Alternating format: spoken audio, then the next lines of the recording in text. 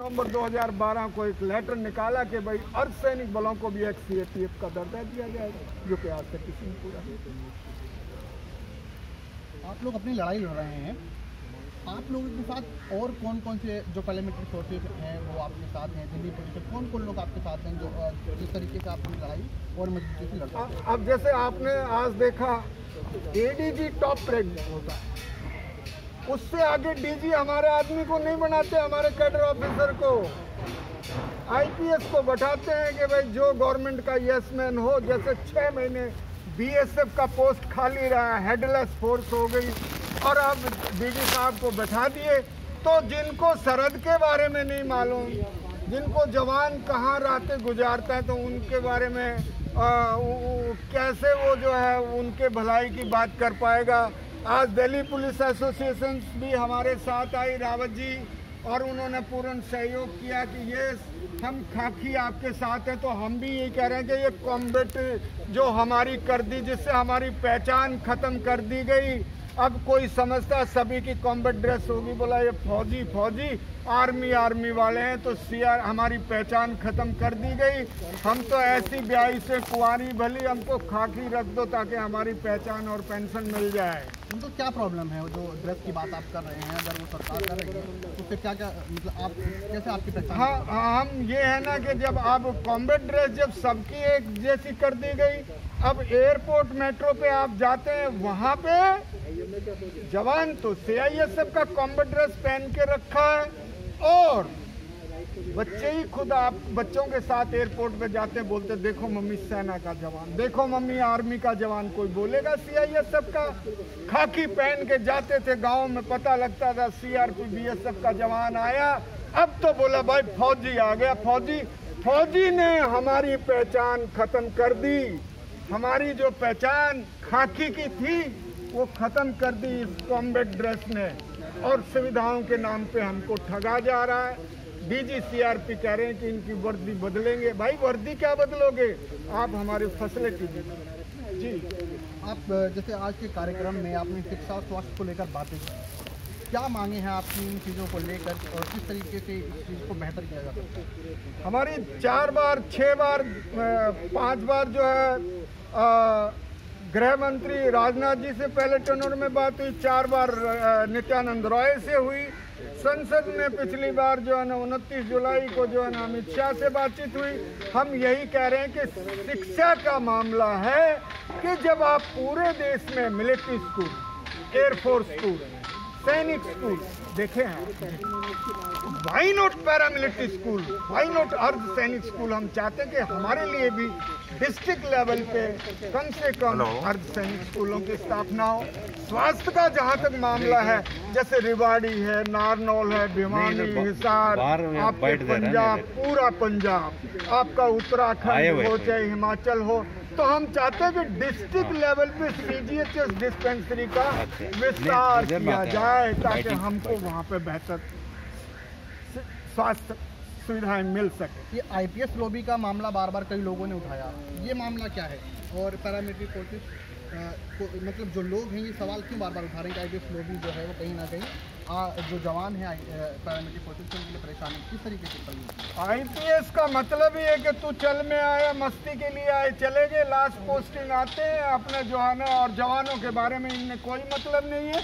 किसी IPS DG ने बोला कि जवानों को पेंशन मिलनी चाहिए, किसी आईपीएस ने बोला कि सीपीसी कंटीन पर जीएसटी छूट होनी चाहिए जो आज हमारे मार्केट रेट पे आ गई। किसी ने डीजी ने बोला कि अर्धसैनिक बच्चों के लिए स्कूल होने चाहिए, इनकी डिस्पेंसरी होनी चाहिए। तो ये खाली मस्ती के लिए आते हैं। आईपीएस को अर्धसैनिक बलों के जवानों से कोई लेना देना नहीं। कॉन्स्टिट्यूशन क्लब से आवाज़ सरकार तक जाए। मतलब कौन लोग फिर उसकी जगह जो आईपीएस लॉबी अगर खत्म की जाएगी तो कौन लोग कमांड करेंगे? आप लोग क्या मांगे? कौन लोग कमांड? भाई जैसे सेना में है, कप्तान कैप्टन भर्ती होता है, लेफ्टिनेंट, वो वही डीजी बनता है, वही उनका जो जनरल बनता है। हम चाहते हैं कि हमारे कैडर ऑफिसर जो कंपनी की कमांड करते हैं, जिनको जवान के दुख दर्द का मालूम है, बटालियन लेवल पे साथ रहते हैं, हम चाहते हैं हमारे सीएपीएफ के कैडर ऑफिसर को फोर्सेस का डीजी बनाया जाए ताकि वो हमारे भलाई मसलों को भी सरकार के सामने रख सके। ये तुगलकी फरमान का आपके उसमें जिक्र है, आईटीबीपी के डीजी हैं, ये क्या मामला है? आईटीबीपी डीजी ने अभी पिछले दिनों एक तुगलकी फरमान जारी किया कि जो हमको कंटीन सीपीसी कंटीन से मदिरा मिलती है, लिखकर मिलती है, वो अब उन्होंने नादिर सा फरमान जारी कर दिया कि केवल आईटीबीपी को ही मिलेगा, बाकी सीआरपी, बीएसएफ, जो भी दूसरे एसएसबी, सीआईएसएफ, उनको नहीं मिलेगा। तो ये जिनके नज़दीक थी कंटीन, अब वो बेचारे कहाँ जाएं? क्या इस बारे में फरमान जारी करने से पहले आईटीबीपी डीजी ने क्या गृह मंत्री से पूछा, क्या गृह राज्य मंत्री से पूछा, होम सेक्रेटरी से पूछा, जेएसपी से पूछा, या अपने आप ही तुगलकी फरमान उन्होंने जारी कर दिया? और ये वन रैंक वन पेंशन का जो मामला है, कई जो सेना है उनको मिल रहा है, आप लोगों के सामने जो प्रॉब्लम आ रही, कई दिनों से आप लोग ये जंग लड़ रहे हैं, कई सालों से, बहुत सारी चीज़ें मैंने भी कवर की, क्यों नहीं इस मामले का जो हल है वो सामने निकल के आ रहा है? सरकार क्यों हिचक रही है आप लोगों को पेंशन देने में? क्या वजह? सवाल ये है ना, फिर वही आईपीएस की बात आ गई। हमारे आईपीएस ही हमारे अधिकारों पे हथौड़ा, आज तक किसी ने कहा कि भाई इनको वन रैंक वन पेंशन मिले?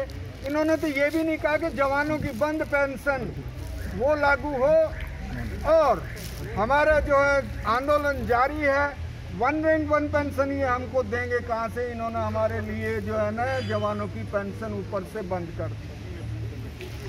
एक हमारा और बहुत बड़ा इशू है अर्धसैनिक कल्याण वेलफेयर बोर्ड। जब सेना के लिए सैनिक बोर्ड डिस्ट्रिक्ट लेवल पे, तो हमने किसकी बिल्ली मारी है?